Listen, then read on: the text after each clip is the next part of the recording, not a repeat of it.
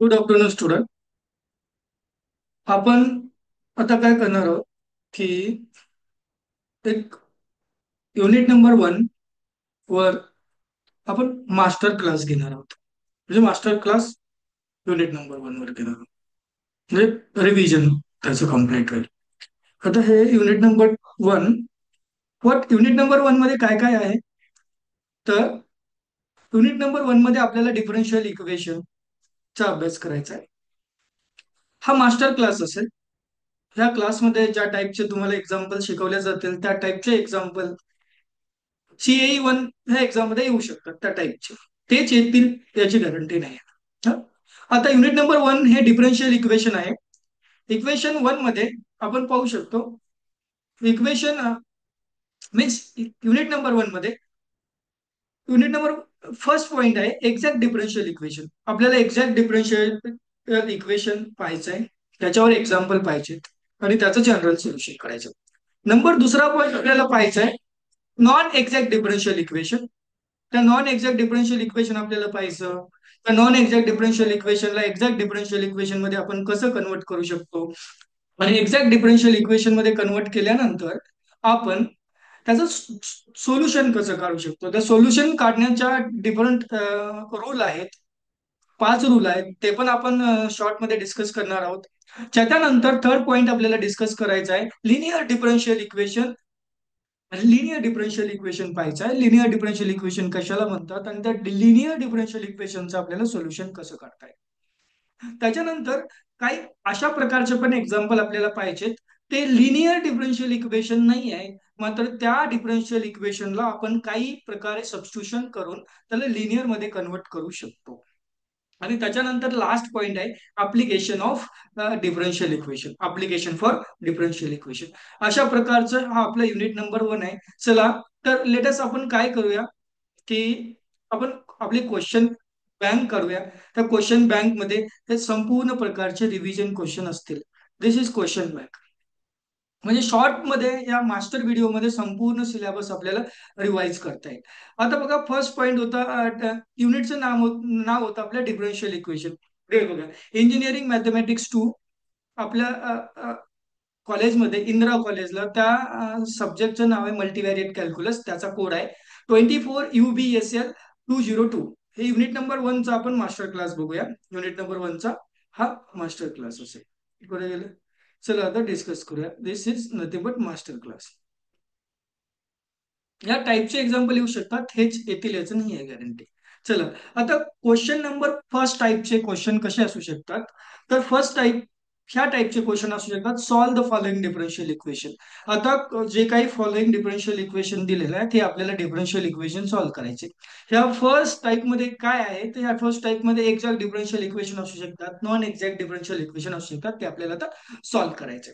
चला, तर बघूया आता फर्स्ट एक्झाम्पल बघा.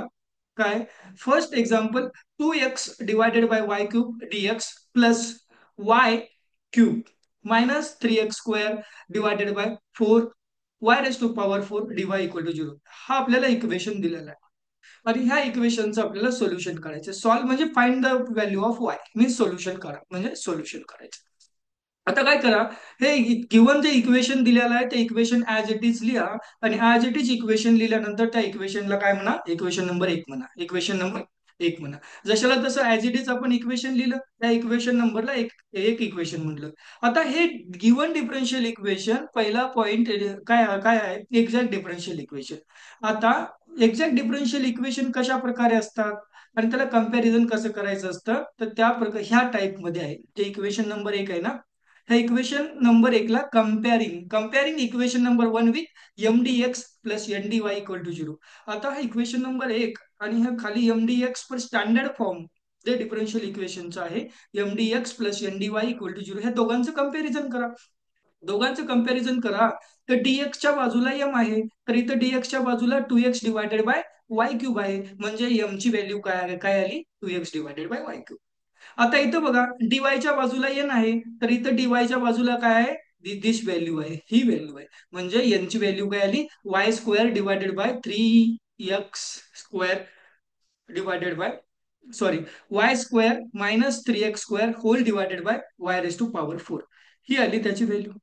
आता काय करायचं असतं आपल्याला, ते चेक करायचं असतं गिवन डिफरन्शियल इक्वेशन, म्हणजे हे जे काही इक्वेशन दिलेलं आहे हे इक्वेशन एक्झॅक्ट आहे का नाही.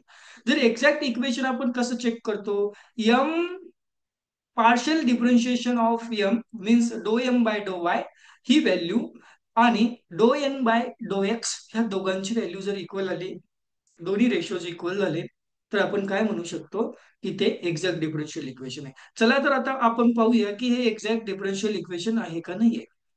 आता आपल्याला कळालं एम ची व्हॅल्यू काय आहे, ही व्हॅल्यू आहे तुमच्याकडे एम ची. तर मला एम ची व्हॅल्यू डिफरन्शिएट करायची partially with respect to y. ज्या वेळेस मी एम ला partially with respect to y न डिफरन्शिएट करतो, त्यावेळेस एक्स ला मी कॉन्स्टंट म्हणून कॉन्स्टंट ट्रीट करत असतो. 2x कॉन्स्टंट आहे म्हणून ऍज इट इज बाहेर आला, ऍज इट इज बाहेर आला. आता काय करा, हा डिनॉमिनेटरला वाय क्यूब आहे, हा डिनॉमिनेटरचा वाय क्यूब न्यूमरेटरला घेतल्यानंतर काय बनेल, y raise to power -3, y raise to power -3. आता मला वाय रेस टू पॉवर -3चं डिफरन्शिएशन घ्यायचं आहे. वाय रेस टू पॉवर -3चं डिफरन्शिएशन घेतल्यानंतर पॉवरला खाली आपला आपला आहे the power rule. Power rule ज्यावेळेस आपण डिफरन्शिएशनचा अप्लाय करत असतो, पॉवरला खाली लिहिलं y -3 as it is power मध्ये, पॉवर मधून, आणि -3 -1 म्हणजे पॉवर मधून एक डिक्रीज करा. This is rule for differentiation. Power मधून एक डिक्रीज केला तर काय आला, म्हणजे y raise to power -cube, y raise to power -क्यूबचं डिफरन्शिएशन आलं -3 वाय रेस टू पॉवर -4. आता यालाच आपण कसं लिहू शकतो, -6 म्हणजे ह्या 3 multiply 2, this is become equal to -6x divided by y raise to power 4. म्हणजे हा जो वाय रेस टू पॉवर -4 आहे तो न्यूमरेटरला गेल्यामुळं त्याचा पॉवर प्लस झाला, ही व्हॅल्यू आली. म्हणजे डो एम बाय डो वाय ह्या रेशोची किंमत किती आली, 6x divided by y raise to power 4, 6x divided by y raise to power 4 अशी आली त्याची व्हॅल्यू आपल्याकडे. आता आता मला डो एन बाय डो एक्स ची व्हॅल्यू काढायची, म्हणजे एन ला डिफरन्शिएट करायचंय पार्शियली विथ रिस्पेक्ट टू कशाने, एक्स न डिफरन्शिएट करायचंय. जर मी एक्स न डिफरन्शिएट करत असेल तर वाय कॉन्स्टंट असेल, एक्स न डिफरन्शिएट करत असेल तर वाय कॉन्स्टंट असेल. बघा या एन कडे, काय करा, एन कडे बघा. एन कडे बघितल्यानंतर y square divided by y raise to power 4 याला जर सेपरेट केलं, हा y raise to power 4 y स्क्वेअरला पण डिवाइड मध्ये आहे, आणि हा y raise to power 4 3x स्क्वेअरला पण डिवाइड मध्ये आहे. मग याला सेपरेट सेपरेट केल्यानंतर इथं बनेल फक्त हे फर्स्ट टर्म काय बनेल, वाय ची टर्म बनेल 1/y². 1/y² कॉन्स्टंट आहे, आणि कॉन्स्टंटचा डेरिव्हेटिव्ह विथ रिस्पेक्ट, कॉन्स्टंटचा डेरिव्हेटिव्ह काय असतो, 0 असतो, कारण आपण विथ रिस्पेक्ट टू एक्स न डिफरन्शिएट करत असतो, त्यामुळे आपण वाय ला कॉन्स्टंट ट्रीट करत असतो. म्हणजे काय उरलं तुमच्याकडे, -3x square divided by y raise to power 4, y raise to power 4 एवढीच टर्म तुमच्याकडे उरेल. हा, वाय रेस टू पॉवर 4. आता बघा, वाय ला तर कॉन्स्टंट आपण ट्रीट केलं, इथं काय उरलं तुमच्याकडे, मिनिट एकदा बघा, काय 3 -3x² आहे, -3x², म्हणजे 3 पण कॉन्स्टंट असेल. हा, इथे 3 पण कॉन्स्टंट असेल, वाय रेस टू पॉवर 4 पण कॉन्स्टंट असेल. एक्स स्क्वेअरचा डेरिव्हेटिव्ह काय असतो, 2x. हा 2x आणि त्याचा 3 कॉन्स्टंट, 2x आणि 3 इथे झाले -6, -6 divided by y raise to power 4.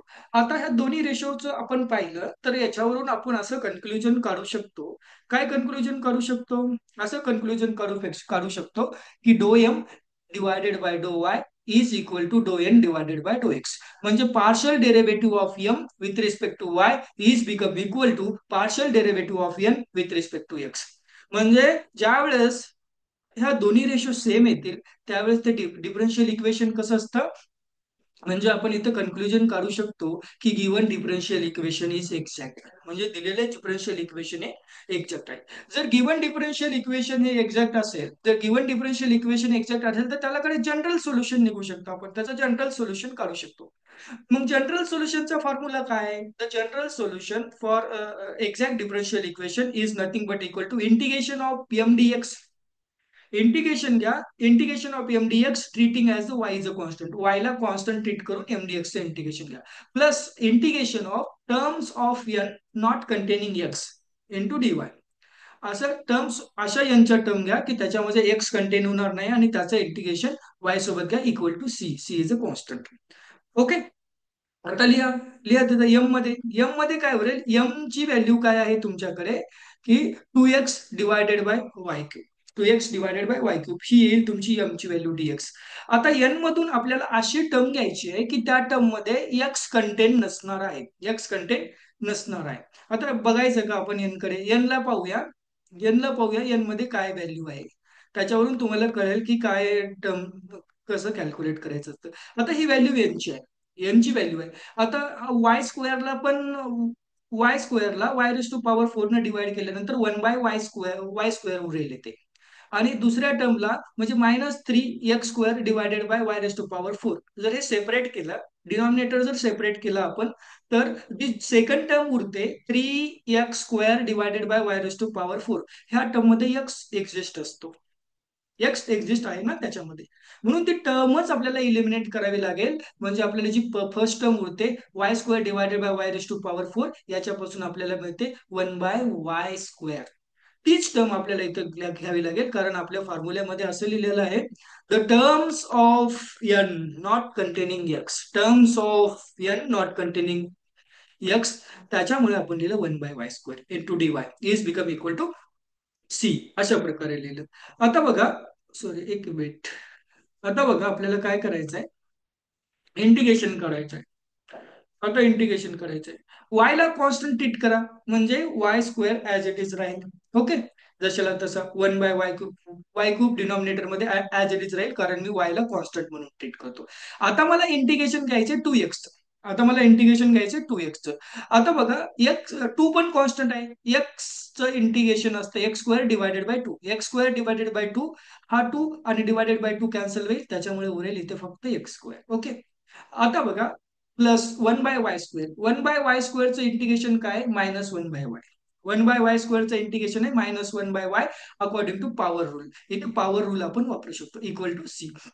आता काय उरलं माझ्याकडे, x square divided by y cube plus -1/y is equal to C, अशा प्रकारे झालंय. आणि याला मी व्यवस्थित म्हटल्यानंतर मी असं असं लिहू शकतो, x square divided by y cube -1/y equal to C, हा आला माझं सोल्युशन. आणि हे कम्प्लीट एक सोल्युशन झालं. आणि हे फॉर्मॅटिंग मध्ये एक्झॅक्ट डिफरन्शियल इक्वेशनच्या अंडर हेडिंग मध्ये हे एक्झाम्पल मोडलं जातं. ओके. आता ह्याला म्हणू शकतो it is a general solution for given differential equation, it is a general solution for given differential equation. चला आता नेक्स्ट एक्झाम्पल पाहूया आपण, नेक्स्ट एक्झाम्पल पाहूया. हा, आता हे एक्झाम्पल आहे माझ्याकडे बघा. आता सोल्युशन इक्वेशन नंबर 2, आणि इक्वेशन नंबर 2 ला y square into e raise to power x into y square plus 4x³ dx plus 2xy e raise to power x y square -3y² dy equal to 0. आता मला याचं solution काढायचं, तो फक्त प्रश्न परीक्षेमध्ये किंवा प्रश्न असा विचारतो सॉल्व दिस. आता ते तुम्हाला फाइंड करायचं असतं की हे M d x plus N d y ह्या रूपामध्ये ते दिलेलं इक्वेशन आहे, आणि त्या दिलेल्या इक्वेशनला M d x plus N d y ला कम्पेअर करून आपण partial derivative of M with respect to y आणि partial derivative of N with respect to x, ह्या दोन्हीचं आपण कम्पॅरिझन, म्हणजे दोन्हीला आपण फाइंड करून चेक करत असतो. दोन्ही जर व्हॅल्यू जर इक्वल आल्या तर तो एक्झॅक्ट आहे, दोन्हीच्या व्हॅल्यू इक्वल नाही आल्या तर ते नॉन एक्झॅक्ट आहे, असं आपण कन्सिडर करत असतो. चला, आणि सॉल्व्ह करत असतो त्याचं जनरल सोल्युशन. आता इक्वेशन 2 कडे बघितल्यानंतर मला याचं सोल्युशन काढायचं आहे, write down the solution for that. जशाला तसे इक्वेशन कॅरी करा खाली, ऍज इट इज जशाला तसे इक्वेशन जर खाली लिहिलं मी, खाली लिहिल्यानंतर इक्वल टू 1, त्याला काय म्हणू शकतो, इक्वल टू 1, म्हणजे त्याला इक्वेशन नंबर 1 नाव दिलं आपण. आता बघा हे इक्वेशन नंबर 1 स्टँडर्ड फॉर्मच्या रूपामध्ये आहे, मला कम्पॅरिझन करायला इझी जाईल.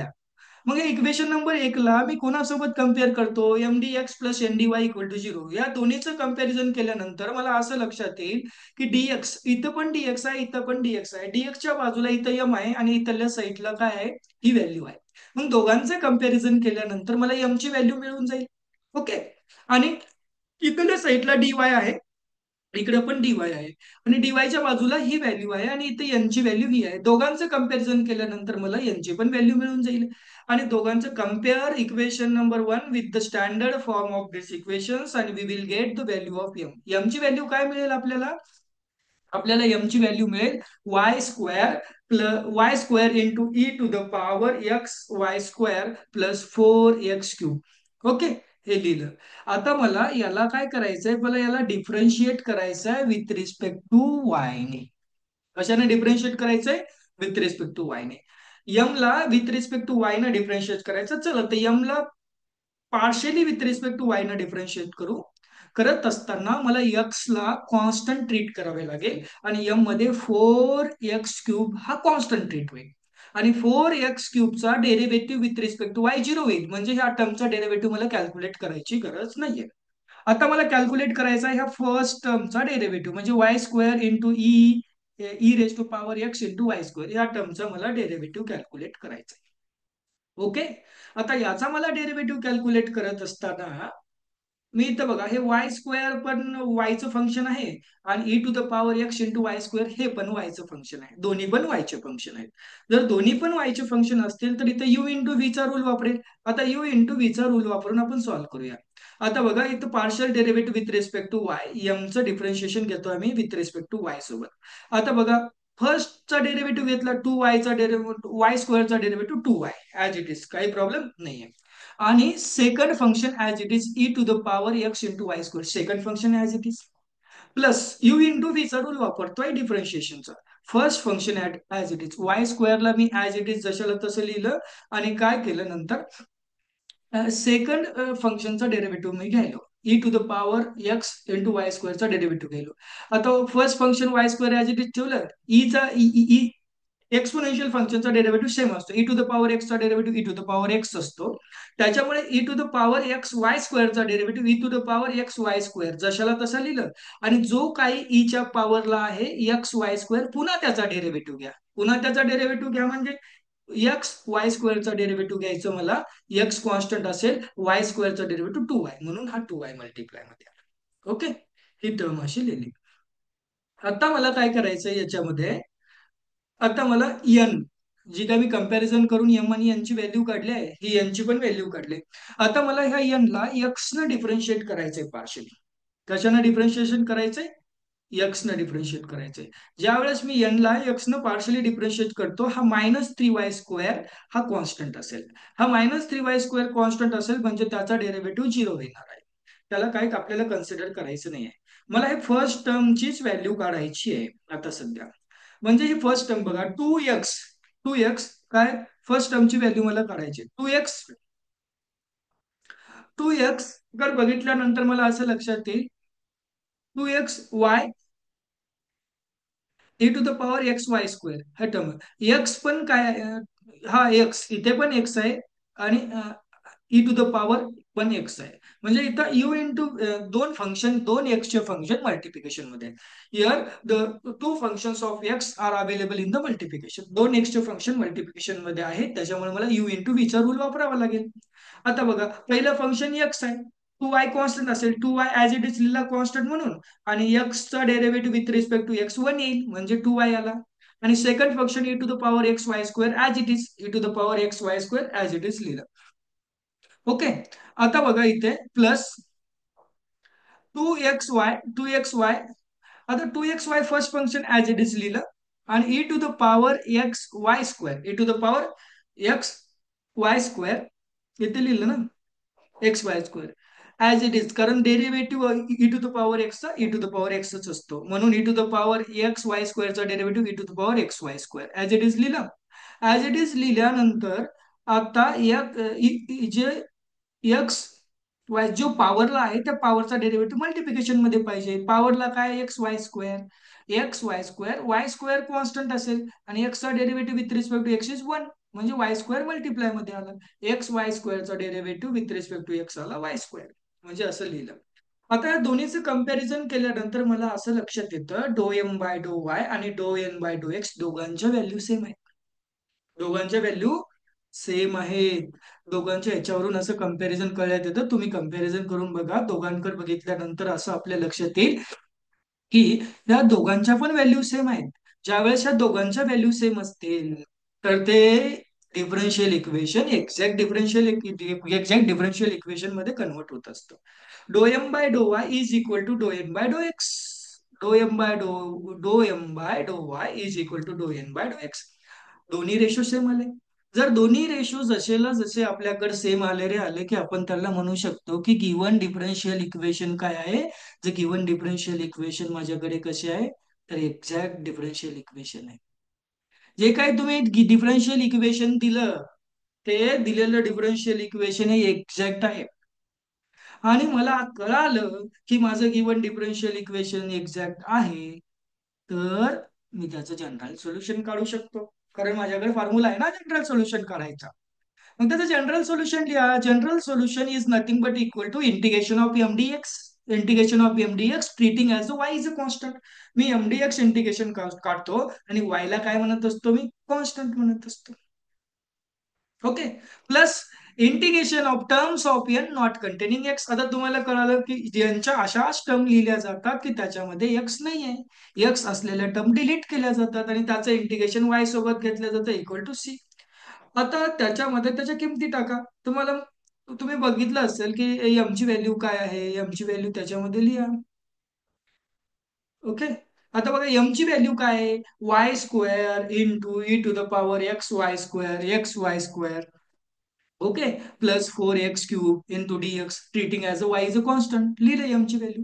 प्लस आता यांच्या अशा टर्म लिहा की ज्याच्यामध्ये फक्त आणि फक्त वाय असेल. ज्या टर्म मध्ये एक्स आहे ती टर्मच डिलीट करा तर तुम्हाला फक्त उरेल -3y² into dy equal to C. C is a constant. आता बघा लिहा. आता काय करा. मी याला सेपरेट केलं. आता इंटिग्रेशन आपल्याला सेपरेट करायचंय. वायला मी कॉन्स्टंट ट्रीट करतोय म्हणून y² बाहेर काढलं. वाय कॉन्स्टंट आहे म्हणजे इंटिग्रेशन मध्ये काय उरलं. ज्या टर्म मध्ये एक्स आहे अशाच टर्म इंटिग्रेशन मध्ये उरते. इंटिग्रेशन मध्ये काय काय आहे इथं बघा. E to the power XY² into d x integration मध्ये उरलं. प्लस फोर हे इंटिग्रेशन मी सेपरेट करून देतोय. फोर म्हणजे डिस्ट्रीब्युट करतोय इंटिग्रेशन. फोरला कॉन्स्टंट आहे म्हणून बाहेर काढलं. इंटिग्रेशन मध्ये उरलं x³ इंटू डीएक्स मायनस. आता हा -3 बाहेर काढला कॉन्स्टंट आहे म्हणून इंटिग्रेशन मध्ये y² into dy equal to C उरलं. आता बघितल्यानंतर असं लक्षात येईल. इंटिग्रेशन घेत असतो मी ई टू द पॉवर एक्सचं integration e to the power x असतं आणि एक्सचा जो पॉवरला असतो तो त्याचा डेरिव्हेटिव्ह डिनॉमिनेटर मध्ये असतो. आता बघा integration with respect to x ना आपण घेतोय. वाय स्क्वेअर कॉन्स्टंट आहे बाहेर. E to the power x y स्क्वेअरचं इंटिग्रेशन आहे e to the power x y square. E to the power x y स्क्वेअरचं इंटिग्रेशन आहे e to the power x y square as it is. आणि जो काही ईच्या पॉवरला XY² आहे त्याचा डेरिव्हेटिव्ह खाली डिवाइड मध्ये आला पाहिजे इंटिग्रेशन मध्ये. हा इंटिग्रेशनचा रूलच असा आहे. आता XY² derivative with respect to x काय येतो तर y² येतो. म्हणून इथं y² आला. y² कॉन्स्टंट ऍज इट दिला. एक्सचा derivative with respect to x is 1 त्याच्यामुळे तिथं y² आला. Plus 4 as it is. क्यूबचा x³ इंटिग्रेशन काय आहे. x⁴ डिवायडेड बाय 4 म्हणजे पॉवरला एक न इन्क्रीज करा आणि जो काही नवीन पॉवर तुमच्याकडे तीनला एक न इन्क्रीज केल्यानंतर 4 बनेल आणि जो काही नवीन पॉवर आला तो डिवाइड मध्ये टाका. हाच इंटिग्रेशनचा रूल आहे ना. -3 कॉन्स्टंट आहे ऍज इट इज कॉन्स्टंट मध्ये आला. y² इंटिग्रेशन पॉवर रूल वापरा इथे. पॉवरला एक ने इन्क्रीज केला तर y³ बनेल आणि डिवायडेड बाय तो नवीन जशाला तसा पॉवर आहे तो नवीन कॅरी जशाला तसा टाकून द्या इक्वल टू सी. आता याच्यामध्ये 4 कॅन्सल होतील. 3 कॅन्सल होतील. y² कॅन्सल होतील ना. मग आता उरेल काय तुमच्याकडे फक्त अशाच व्हॅल्यू उरतील. ती बघा ज्या अशा व्हॅल्यू उरतील. E to the power XY² plus x⁴ minus y³ is equal to C. आणि जो काही हे इक्वेशन आले लास्टला आपल्याला जे इक्वेशन आलाय त्या इक्वेशनला it is a general solution. हे काय आहे जनरल सोल्युशन आहे. कोणाचं गिवन डिफरन्शियल इक्वेशनचं दिलेल्या डिफरन्शियल इक्वेशनचं हे जनरल सोल्युशन असेल. ओके. आता कळालं की तुम्हाला कसं कंपॅरिझन करायचं असतं. हा आणखीन आपण एक्झाम्पल पाहूया, त्याच्यानंतर तुम्हाला आणखीन समजेल की एक्झॅक्ट डिफरन्शियल इक्वेशन असेल तर आपण कशा प्रकारे सोल्युशन काढू शकतो. ओके. आता बघा, नेक्स्ट, आता सॉल्व दिस डिफरन्शियल इक्वेशन. आता हे मला डिफरन्शियल इक्वेशन नंबर थर्ड मला सॉल्व्ह करायचं. सॉल्व्ह करत असताना इक्वेशन तडकर बघितल्यानंतर मला असं लक्षात येईल की हे इक्वेशन डीएक्स आणि डीवायच्या रूपामध्ये इक्वेशन मला दिसत आहे. मग काय केलं, सोल्युशन लिहिलं आणि जशाला तसं इक्वेशन ऍज इट इज लिहिलं मी इथे. जशाला तसं ऍज इट इज इक्वेशन लिहिलं आणि ह्या इक्वेशन मला स्टँडर्ड फॉर्मच्या रूपामध्ये दिसलं. याला म्हणलं इक्वेशन नंबर वन. आणि ह्या comparing equation number one with M d x plus N d y equal to zero, याला स्टँडर्ड फॉर्म सोबत कम्पॅरिझन केलं. जर याला स्टँडर्ड फॉर्म सोबत कम्पॅरिझन केल्यानंतर मला असं लक्षात येईल की एम ची व्हॅल्यू काय आली, एक्स स्क्वेअर वाय, आणि एन ची व्हॅल्यू काय आली, minus x cube plus y cube, in ब्रॅकेटमध्ये. म्हणजे याला डायरेक्ट लिहू शकतो आपण, minus x cube minus y cube, किंवा minus in bracket x cube plus y cube. ही व्हॅल्यू आली यांची. आता हे स्टँडर्ड फॉर्म मध्ये ज्या वेळेस माझ्याकडे एम ची आणि एन ची व्हॅल्यू येते, एम आणि एन ची व्हॅल्यू आल्यानंतर मी काय करत असतो, एम ला डिफरन्शिएट करत असतो विथ रिस्पेक्ट टू वाय सोबत पार्शली, आणि एन ला डिफरन्शिएट करत असतो विथ रिस्पेक्ट टू एक्स सोबत पार्शली. आणि दोघांचे जे काही रेशो येत असतात त्या रेशोला मी कम्पॅरिझन करत, म्हणजे चेक करत असतो की दोन्ही रेशो सेम आहेत का नाही आहेत. जर सेम असतील तर ते एक्झॅक्ट डिफरन्शियल इक्वेशन असतं, आणि जर एक्झॅक्ट डिफरन्शियल इक्वेशन असेल तर डायरेक्टली मला जनरल सोल्युशन माहित आहे. आणि नॉन एक्झॅक्ट असेल तर त्याला इंटिग्रेटिंग फॅक्टर काढून त्याला आपल्याला त्याला एक्झॅक्ट डिफरन्शियल इक्वेशन मध्ये कन्वर्ट करायचं असतं, आणि त्याचे रूल वापरून आपण सोल्युशन फाइंड करायचं असतं. चला, तर याला बघूया आपण, एक्झॅक्ट डिफरन्शियल इक्वेशन काय आहे. आता यम, सॉरी, यम ची व्हॅल्यू आली x square divided by Y. आता ह्या यम ला डिफरन्शिएट करा विथ रिस्पेक्ट टू वाय न पार्शियली. वाय न पार्शियली डिफरन्शिएट करत असताना मी जे काही एक्सच्या टर्म आहेत सर्व एक्सच्या टर्मला कॉन्स्टंट म्हणून ट्रीट करत असतो. काय म्हणून ट्रीट करत असतो, कॉन्स्टंट म्हणून ट्रीट करत असतो. तर कॉन्स्टंट म्हणून ट्रीट करत असताना एक्स स्क्वेअर कॉन्स्टंट म्हणून ट्रीट होईल, वायचा derivative with respect to y one येईल, म्हणजे इथं मल्टिप्लाय मध्ये होईल. ओके, आला. आता इथं लक्षात ठेवा एन, एन आहे. आता एन ची व्हॅल्यू काय, minus in bracket x cube plus y cube. Okay. आता मला याला डिफरन्शिएट करायचं विथ रिस्पेक्ट टू एक्स ना, एक्स ना डिफरन्शिएट करत असताना वाय कॉन्स्टंट असेल आणि वायचा डेरिव्हेटिव्ह झिरो असेल, म्हणजे वाय इलिमिनेट झाला याच्यामधून. वाय इलिमिनेट झाला तर उरलं काय तुमच्याकडे, फक्त मायनस एक्स क्यूब. उरलं काय तुमच्याकडे, मायनस एक्स क्यूब. आणि मायनस एक्स क्यूबचा derivative with respect to x काय, पॉवरला खाली घ्या, पॉवर मधून एक कमी करा, डिक्रीज बाय पॉवर किती आहे, तीन, पॉवरला खाली घेतला आणि पॉवर मधून एक डिक्रीज केला, तीन मधून एक गेले, दोन उरले, म्हणजे एक्स क्यूबचा डेरिव्हेटिव्ह आला 3x स्क्वेअर. आणि हे मायनस आहे इट इज, म्हणजे डो एन बाय डो एक्स ची व्हॅल्यू काय आली, -3x स्क्वेअर. आता दोघं रेशो कर पाहिल्यानंतर माझ्या असं लक्षात येतं की डो एम बाय डो वाय हे डो एन बाय डो एक्सच्या बरोबर नाहीये. Both ratios are not equal, दोन्ही रेशो इक्वल नाहीये, दोन्ही रेशो इक्वल नाहीये. जर दोन्ही दोन्ही रेशो इक्वल नसतील, ओके, तर एक मिनिट हा, दोन्ही रेशो इक्वल नसतील तर म्हणजे ते इक्वेशन कशामध्ये कन्वर्ट होतं, both ratios are not equal. म्हणजे दॅट गिवन डिफरन्शियल इक्वेशन, म्हणजे मी म्हणू शकतो, काय म्हणू शकतो, the given differential equation is not exact. जर दोन्ही रेशो सेम नसतील तर ते डिफरन्शियल इक्वेशन कसं असतं, नॉन एक्झॅक्ट असतं. कसं असतं, नॉन एक्झॅक्ट असतं.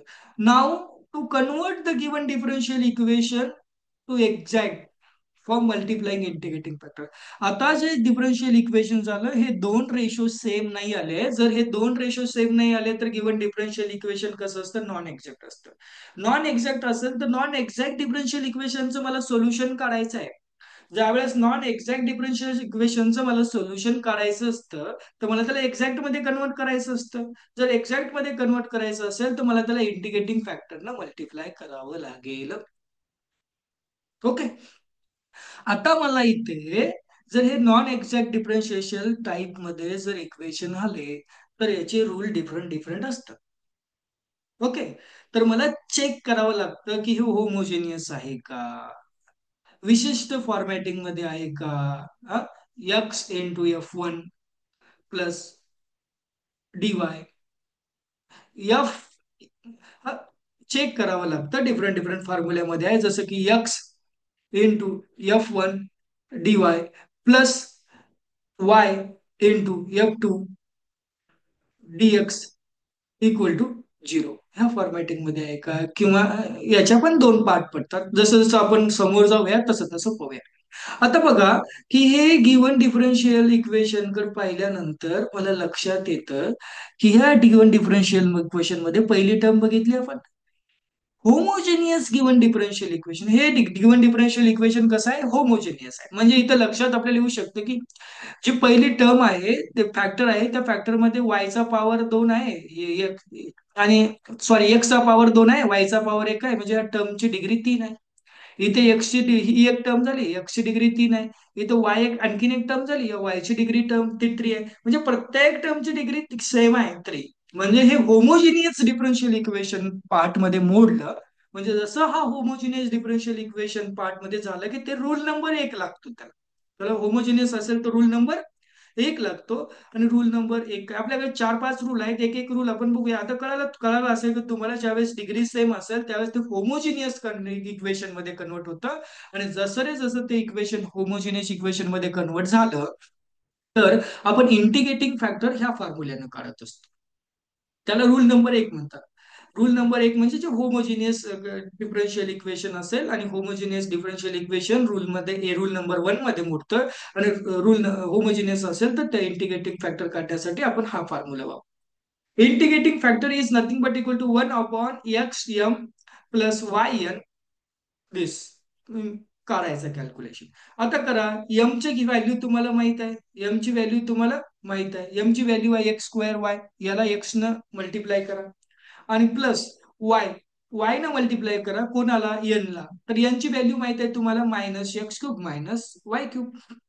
तर मल्टिप्लाय केल्यानंतर तुमच्याकडे काय येईल? तर मल्टिप्लाय केल्यानंतर आपल्याकडे असं व्हॅल्यू येईल x³ एक्स न मल्टिप्लाय केल्यानंतर x² ला x³ वाय -y x³. बरं झालं. ह्या वाय ह्या मायनस लिहिलंय तर प्लस मायनस मायनस, आणि x³ as it is x Y in Y multiply x³ y x³ आणि हा वाय आणि हा -y³ दोघांचं मल्टिप्लिकेशन होईल. झाल्यानंतर येतो राहील -y². x³ -x³ दोन्ही कॅन्सल होऊन जातील. म्हणजे तुमच्याकडे उरेल काय? Integrating factor is nothing but equal to 1 by integrating factor is nothing but equal to integrating factor -1/y². ज्यावेळेस मी इंटिग्रेटिंग फॅक्टर कॅल्क्युलेट करत असतो, या इंटिग्रेटिंग फॅक्टरला जर वाय मायनस मल्टिप्लाय आला, त्याला इलिमिनेट करा. Don't take this minus. ज्या इंटिग्रेटिंग फॅक्टर मध्ये मायनस आला किंवा कॉन्स्टंट मल्टिप्लाय आला, त्याचा काहीही इफेक्ट पडणार नाही आहे समोर. ज्यावेळेस मल्टिप्लाय करतात, ज्यावेळेस मायनस घेऊन आपण जर कॅरी करत असू ना, तो आपल्याला समोर प्रॉब्लेम करेल. कुठं प्लस मायनसचा प्रॉब्लेम झाला ना, एका जागी जर मायनस विसरलं तर पूर्ण खेळ खतम होऊन जाईल आपल्या एक्झामचं. म्हणजे सगळं एक्झाम्पल चूक होऊन जाईल खाली त्याच्या खाली. ओके. त्याच्यामुळे इथं मायनस आला, don't worry for that, eliminate for that मायनसला सोडूनच का ना. इथं कॉन्स्टंट मल्टिप्लाय आला, कॉन्स्टंटला पण कन्सिडर करू नका. फक्त व्हॅरिएबल एक्स आणि वाय जे काही असेल, फक्त एक्स आणि वाय लाच कन्सिडर करा. ओके. इथं मायनस आहे म्हणून मी ज्यावेळेस इंटिग्रेटिंग फॅक्टरनं मल्टिप्लाय करेल त्यावेळेस त्या मायनसला कन्सिडर करणार नाहीये. ओके.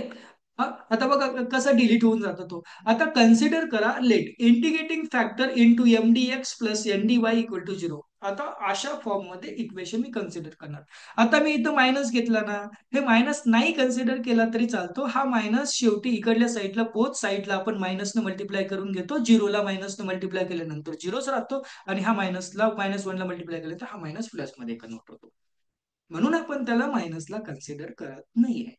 हा, दोन इक्वेशन मायनस न मल्टिप्लाय केल्यानंतर हा मायनस प्लस मध्ये कन्वर्ट होईल. झिरोला मायनस न मल्टिप्लाय केलं झिरो ऍज इट इज राहील, काही फरक पडणार नाही. लिहिलं म्हणजे दोन्ही साईडला मल्टी. आता बघा याला डिवाइड करा. आता y⁴ न 1/y⁴ न x² y ला डिवाइड केलं. आता हा वाय कॅन्सल होऊन जाईल, म्हणजे तुमच्याकडे उरेल x² divided by y³. x² divided by y³. D x plus, आता इथं काय केलं मी, मायनस एक्स क्यूब आहे ना, मायनस एक्स क्यूबला मी डिवाइड केलं वाय रेस टू पॉवर 4 ने, म्हणजे इथं काय उरलं, minus x cube divided by y raise to power 4 minus, आता बघा इथं मायनस वाय क्यूब आहे, वाय क्यूबला वाय रेस टू पॉवर 4 न डिवाइड केल्यानंतर 3 पॉवर 3 कॅन्सल होईल, म्हणजे काय उरेल 1/y into d y equal to 0. आता ज्या वेळेस मी ह्या इक्वेशन कडे बघेल, म्हणजे ज्या फॉर्म मध्ये इक्वेशन मी मांडत असतो नॉन एक्झॅक्ट, ज्यावेळेस मी गिवन इक्वेशनला इंटिग्रेटिंग फॅक्टरनं मल्टिप्लाय करत असतो, तर त्यावेळेस ते इक्वेशन ऑटोमॅटिकली एक्झॅक्ट मध्ये कन्वर्ट होत असतं. म्हणजे याचा अर्थ असा झाला, ज्या वेळेस मी माझ्या गिवन डिफरन्शियल इक्वेशनला इंटिग्रेटिंग फॅक्टरनं मल्टिप्लाय केलं, इंटिग्रेटिंग फॅक्टरनं जसं मी मल्टिप्लाय करतो, मल्टिप्लाय केल्यानंतर जे काही माझ्याकडे इक्वेशन येईल, तो इक्वेशन कशामध्ये कन्वर्ट झालं, तो इक्वेशन ऑटोमॅटिकली कन्वर्ट झालेलं असतं एक्झॅक्ट फॉर्म मध्ये.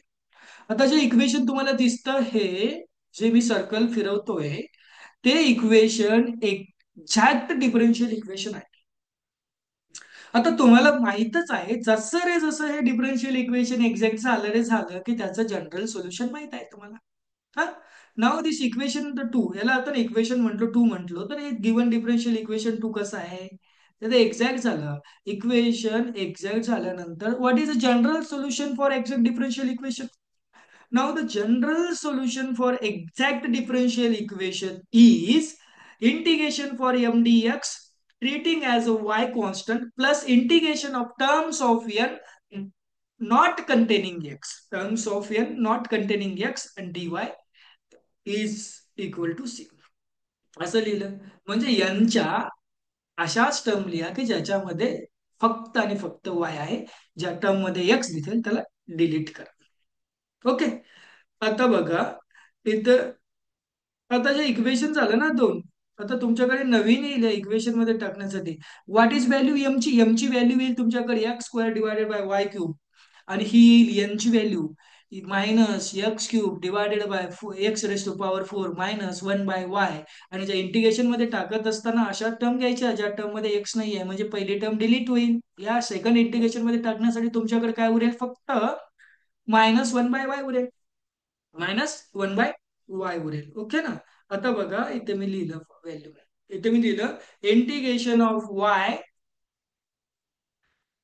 integration of m dx treating as the y is a constant plus integration of terms of n not containing x dy equal to c. हे काय formula आहे, exact differential equation असेल तर त्याचं general solution करायचं. लिहा, एमच्या जागी एमची व्हॅल्यू लिहा, एमच्या जागी एमची व्हॅल्यू लिहिली, काय एमची value x square divided by y cube into d x, integration treating as y is a constant, वायला कॉन्स्टंट ट्रीट केलं, plus integration of terms of N not containing x, काय उरले तुमच्याकडे फक्त -1/- y into d y is equal to c. आता काय करा, Y ला कॉन्स्टंट ट्रीट केल्या करतोय आपण, तर 1/y³ इंटिग्रेशनच्या बाहेर निघेल, 1/y³ इंटिग्रेशनच्या बाहेर काढला, इंटिग्रेशन मध्ये एक्स स्क्वेअर डीएक्स राहिला फक्त, इथला मायनस आहे ना, मायनस बाहेर काढला मी इंटिग्रेशनच्या कॉन्स्टंट म्हणून बाहेर काढला, इंटिग्रेशन मध्ये 1/y उरला, d y equal to C, d y equal to C उरला. आता बघा तुम्ही, तुम्हाला माहित आहे इंटिग्रेशन काढायचं आहे एक्स स्क्वेअरचा इंटिग्रेशन काढत असताना पॉवर रूल लागेल ना, तिथे तिथे काय लागेल, पॉवर रूल लागेल. आता पॉवर रूल वापरा, इंटिग्रेशन करत असताना पॉवर रूल आपण वापरतो, इंटिग्रेशनचा फॉर्म्युला, पॉवरला एक ने इन्क्रीज करा, 3 झाले, 2 मध्ये एक इन्क्रीज केल्यानंतर 3 झालं, आणि जो काही नवीन पॉवर होईल त्याने डिवाइड करा, झालं. तर 3 ने डिवाइड केलं, हा इंटिग्रेशन आहे एक्स स्क्वेअरचा, x cube divided by 3 minus as it is लिहिला जशाला तसा, आणि 1/y इंटिग्रेशन काय आहे रे, 1/y इंटिग्रेशन आहे log y equal to c as it is. आता बघा जो काही कॅन्सल होत असेल तर कॅन्सल करा, नसेल तर न्यूमरेटरचं मल्टिप्लिकेशन न्यूमरेटरला लिहा, आणि डिनॉमिनेटरचं मल्टिप्लिकेशन डिनॉमिनेटरला लिहा, आणि समोर जशाला तसं कॅरी करा. आता बघा 1 × x³ इज एक्स क्यूब, आणि 3 multiply y cube is equal to 3y³ as it is लिहिलं, minus log y as it is equal to c, जशाला तसं लिहिलं. आता हे जे तुम्हाला लास्ट जी मी रेक्टँगल मध्ये लिहिली आहे, हे तुमचं सोल्युशन आहे. हे तुमचं सोल्युशन आहे. आता रूल नंबर वन, ज्यावेळेस एक डिफरन्शियल इक्वेशन नॉन एक्झॅक्ट असेल आणि गिव्हन डिफरन्शियल इक्वेशन होमोजिनियस या कॅटेगरीमध्ये मोडत असेल, तर त्यावेळेस आपण काढू शकतो की त्याचं जनरल सोल्युशन कशा प्रकारे असेल. इट्स जनरल सोल्युशन इज दिस. म्हणजे हे याचं जनरल सोल्युशन असेल. ओके, हे जनरल सोल्युशन. चला, तर आपण आता 3 लेक्चर डिस्कस केले. आपण आता इथेच थांबूया आणि नेक्स्ट याची सिरीज कंटिन्यू ठेवूया आपण. Okay. Okay, per good. Stop. I am stopping for that.